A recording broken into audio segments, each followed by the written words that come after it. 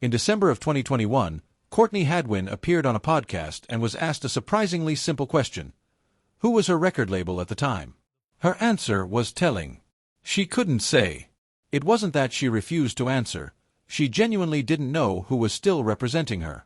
The same girl who had delivered one of the most unforgettable golden buzzer moments in America's Got Talent history suddenly found herself uncertain about the status of her own career. That silence wasn't the result of burnout, and it wasn't because Courtney had simply decided to quit. Something much bigger had taken place behind the scenes. While millions of people continued watching the viral videos that had made her famous, very few understood what had actually happened to the young singer after her extraordinary rise to fame. The night a shy kid found her voice. Courtney Ann Hadwin was born on July 6, 2004, in Hartlepool, County Durham, in northeast England. She was raised in Heselden, a small former mining village with just one school, one shop, one pub, and a working men's club. It was the kind of close-knit community where everybody seemed to know everyone else's business.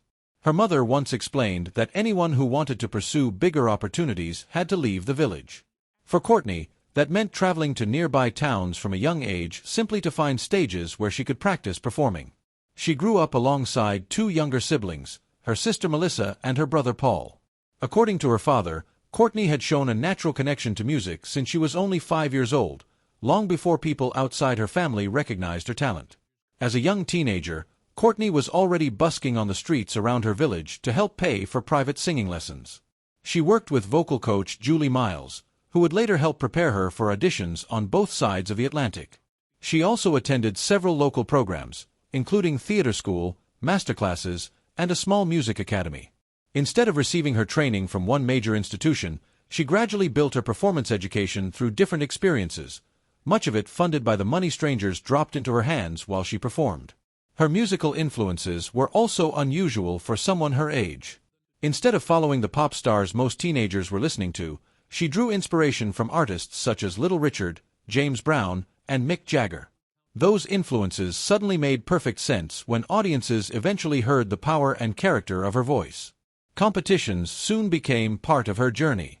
In 2015, Courtney entered a local Newcastle competition called Teen Star, where she performed Bob Dylan's Make You Feel My Love. She didn't win, but victory wasn't necessarily what mattered. A recording of her singing "Say Something" began circulating locally, and suddenly people at school were recognizing her everywhere she went. The attention was strange for someone who remained genuinely shy away from the stage. The following year, she won a regional performance award for being one of the standout acts from Hartlepool and later reached the finals of another talent competition.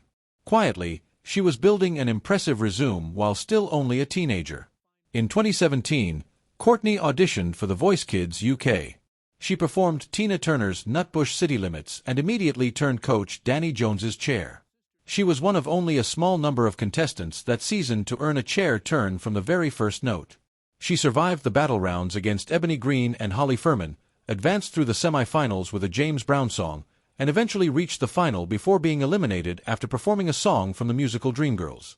That same year, she opened for Sister Sledge at a UK festival in front of 18,000 people.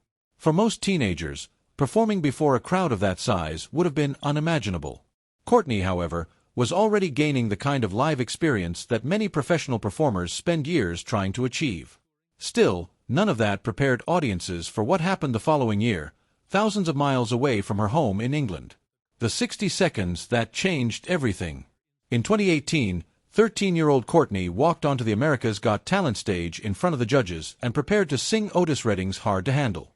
What happened next seemed almost impossible to reconcile with the nervous teenager who had stood there moments earlier. The moment she began singing, everything changed. Courtney screamed, stomped, moved across the stage, and performed with the confidence and intensity of someone who had spent decades playing enormous arenas. Her performance looked nothing like the restrained acts audiences were accustomed to seeing from young contestants. Later footage showed just how nervous she had been before stepping onto the stage. She had been so anxious that there were reportedly concerns about whether she would be able to perform at all. Yet once the music started, those fears disappeared. The audience rose to its feet before the first chorus had even finished, while the judges stared in disbelief at the transformation happening in front of them. Howie Mandel didn't hesitate. He pressed the golden buzzer, sending Courtney directly into the live shows and allowing her to bypass several rounds that most contestants had to endure. The performance quickly became an internet sensation, eventually generating hundreds of millions of views across different platforms and becoming one of the most memorable additions in the show's history. The judges compared Courtney's gritty voice and explosive stage presence to Janis Joplin.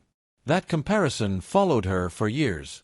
Sometimes it was presented as the ultimate compliment, but it also became a burden for a young artist who was still trying to discover her own identity. Even Simon Cowell, who was rarely generous with praise, later told Howie that the choice had been so impressive that the two of them should consider starting a record label together. At the time, it sounded like a playful comment. In hindsight, it seemed strangely prophetic. Courtney continued advancing through the competition. She reworked classic rock and soul songs, performing Steppenwolf, James Brown, and Tina Turner along the way. Each performance demonstrated that her talent went far beyond the one viral audition that had introduced her to the world. By the finale, the shy teenager who had once performed on village streets to pay for singing lessons was standing in front of a national television audience competing for the season's grand prize against professional magician Shin Lim. Courtney didn't win the competition. Shin Lim ultimately took the trophy. But Courtney left the show with something that would become far more important to her future. At the time, almost nobody realized just how significant it would be. There was also a question that puzzled many viewers in Britain. Why had a British teenager traveled all the way to America to compete on America's Got Talent when Britain's Got Talent already existed in her own country? Years later, Courtney explained that she wanted to perform on what she considered the biggest stage in the world. Many of the musical artists she admired had built their careers in America, and she wanted to experience that environment for herself. Her family supported the decision.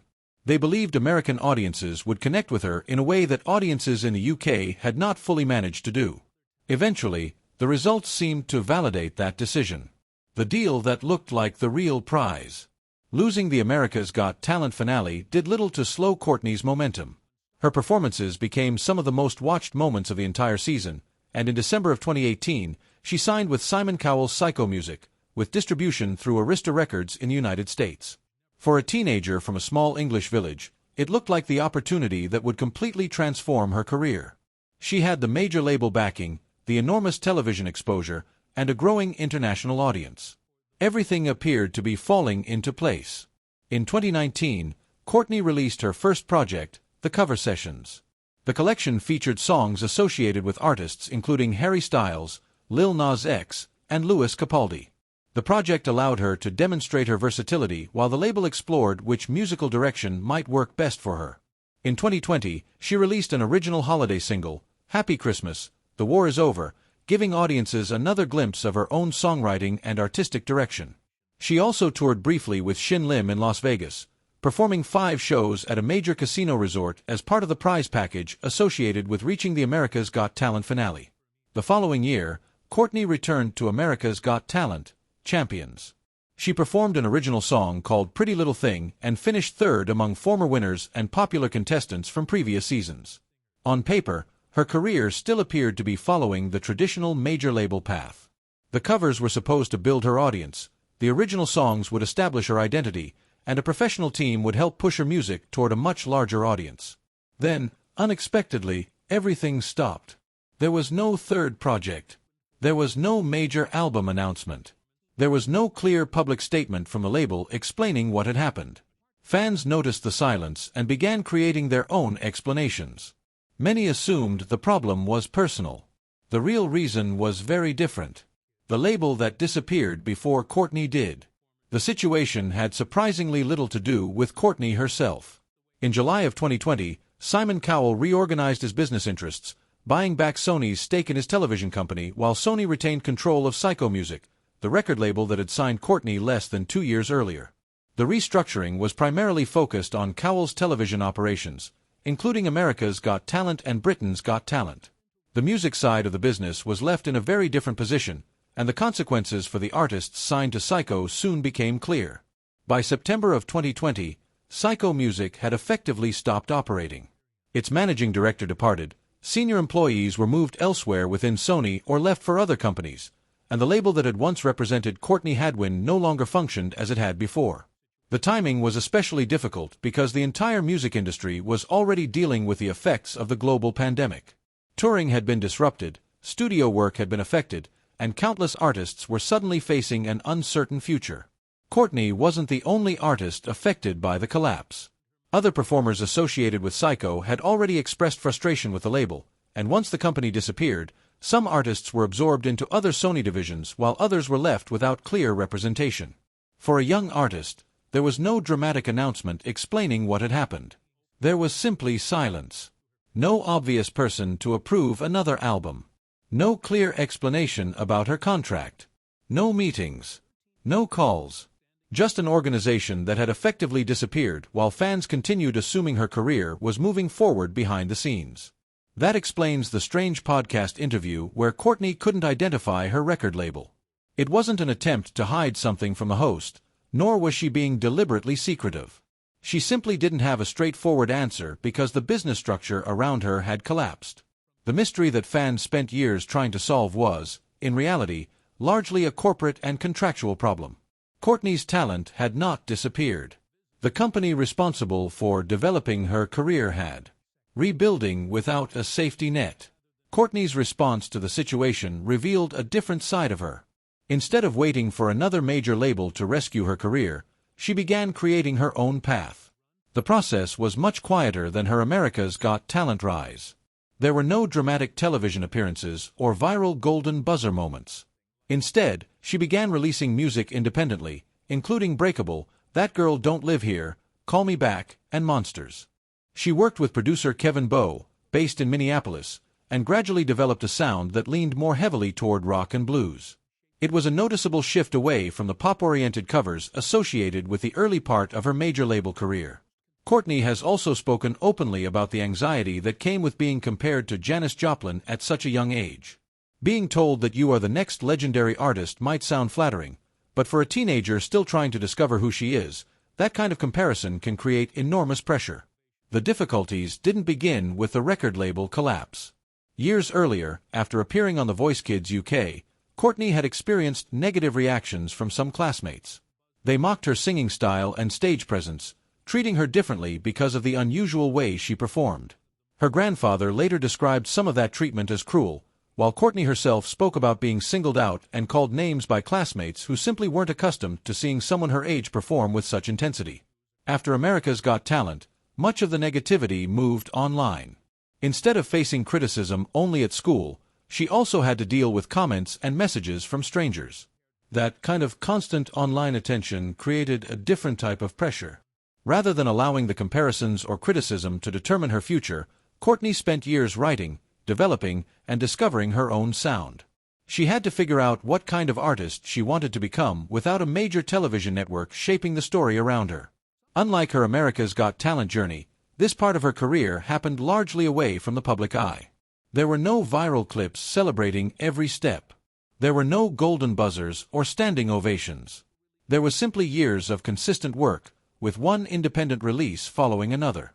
Where she actually is right now. In September of 2025, Courtney released Little Miss Jagged, her debut full-length album through independent distribution.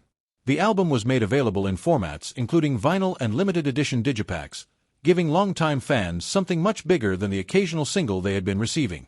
The title connected directly to the image audiences first saw during her America's Got Talent appearance, the young girl with the wild, jagged voice. But this time, the music belonged completely to Courtney. These weren't covers selected to impress a television judging panel. They were songs created and shaped through years of personal development. Music outlets described the album as an honest combination of rock, soul, and pop. It represented an artist finally establishing her own identity after a record label collapse that could easily have derailed her career before it had properly begun. In early 2026, she followed the album with a new single called Changes. The song reflected the personal transformation that had defined much of her journey, while official music videos and behind-the-scenes material were shared directly through her own channels rather than being controlled by a major label marketing department. Now in her early 20s, Courtney is continuing to perform across the UK and at selected venues in the United States.